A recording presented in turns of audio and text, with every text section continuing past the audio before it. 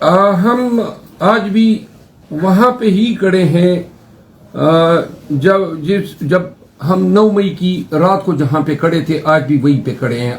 رابطے تو ہوئے اور رابطے جو تھے وہ چونکہ جن آفر یا ٹرم یا کنڈیشنز ہیں وہ ہمارے اس اپروچ سے بالکل کوئی ریکنسائل نہیں ہو رہے ہیں. ہم اب بیسیکلی خان صاحب جو ہیں اب وہ ہمیں بھی درس دے رہے ہیں کہ اب مصلحتوں کو بالائے طاق رکھو، کیونکہ جو ہم نے بھگتا ہے اس کے بعد مصلحتیں جو ہیں ان کے تحت کوئی ڈیل کر کے باہر آنا، یہ ان تمام قربانیوں اور ان تمام جو ہم نے بھگتا ہے ان کے سلے میں ہم میرے خیال میں کوئی رسپیکٹ نہیں کمائیں گے. خان صاحب نے جب گزشتہ 2 دن قبل میری ملاقات ہوئی تھی تو ہماری لیگل ٹیم اور ہمارے پی ٹی آئی کے عمائدین، جس میں شاہریار افریدی صاحب موجود تھے، شاندانہ گلدار صاحبہ تھی، ہمارے حسن جمال خان ایم این اے ہیں میاں والی سے جو خان صاحب کی سیٹ پہ جیتے ہیں، وہ بھی سینیٹر رونا عباس پبی صاحب تھے. تو خان صاحب کی جو انسٹرکشن تھی پارٹی کے لیے، وہ اب یہ پیغام دینا چاہتے ہیں کہ احتجاج کے ذریعے ہم نے قوم کو یہ واضح کر دینا ہے کہ آپ کا خان یا ہماری پارٹی پی ٹی آئی جو ہے اب کسی بھی صورت میں کسی مصلحت کے تحت کوئی ڈیل نہیں کرے گی. اور جہاں تک خان کی رہائی کا تعلق ہے کہ تانے بانے جو ہیں کہیں کسی ڈیل سے وابستہ نہ ہو، تو میں آپ کو ایک بات بتا دوں کہ جو پاکستان میں معاملات کو کنٹرول کرنے کی کوششیں کر رہے ہیں،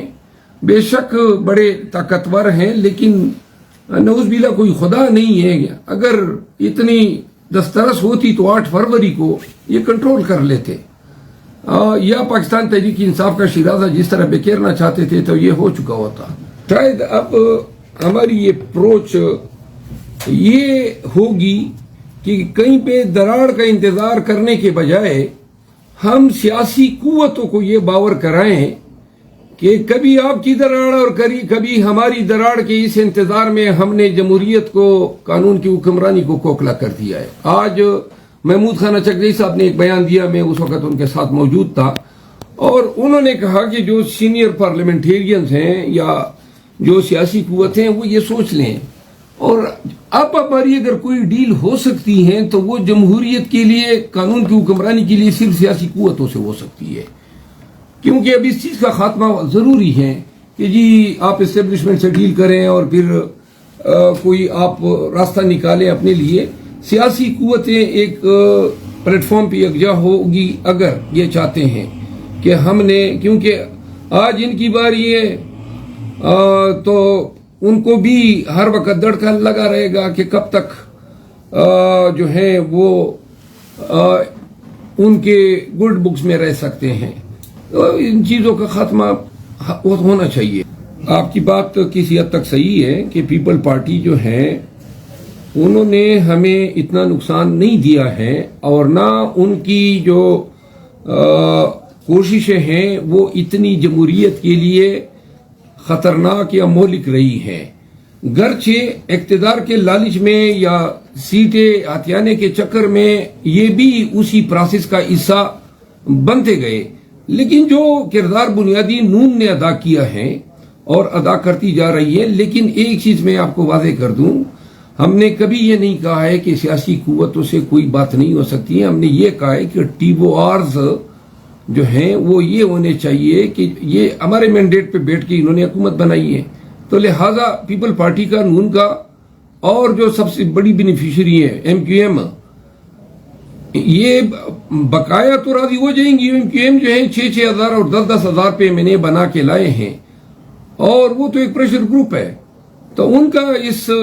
کے لیے راضی ہونا شاید ناممکن ہے. البتہ اگر نون اور پیپل پارٹی اور نون لیگ کی جو موجودہ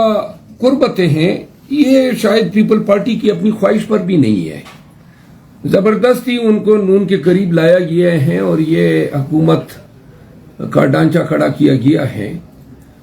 لیکن میرا خیال نہیں ہے کہ ان کے درمیان یہ قربتیں زیادہ دیر چلیں گی، اور ایک وقت شاید ایسا بھی آئے کہ پیپل پارٹی کو مجبور بھی نہیں کیا جا سکے گا. لیکن ہم یہ چاہتے ہیں کہ قربتیں پارٹیوں سیاسی قوتوں کے بیچ ہونی چاہیے، اور اس کے لیے ضروری ہے کہ نون اس کا ادراک کر لیں، کیونکہ نون خود بھی ماضی میں دعوے کرتی رہی ہیں کہ یہ اس چیز کی وکٹم رہی ہے. تو لہذا جب تک جمہوری قوتیں، سیاسی قوتیں آپس میں خود ایک ایکارڈ نہ کر لیں اور ونس فار آل ڈیسائیڈ نہ کر لیں کہ اقتدار جو ہیں، حکومت، گورننس، ڈومیسٹک، فارن پالیسی، یہ سب کچھ عوام کے ووٹ سے دیے گئے حکومت کے دائرہ کار میں آتے ہیں اور اس پہ کسی اور کا انفلوئنس نہیں لینا ہے، تو جب تک یہ سسٹم. اور پھر دوسرا ہے قانون کی حکمرانی کا،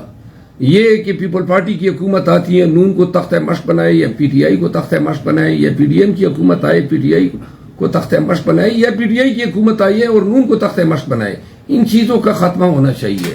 بہت ہی زیادتیاں ہو گئی اس انتقام لینے کے چکر میں، اور میرا خیال ہے کہ سیاسی قوتوں کو ان چیزوں کا ادراک کرنا چاہیے. اب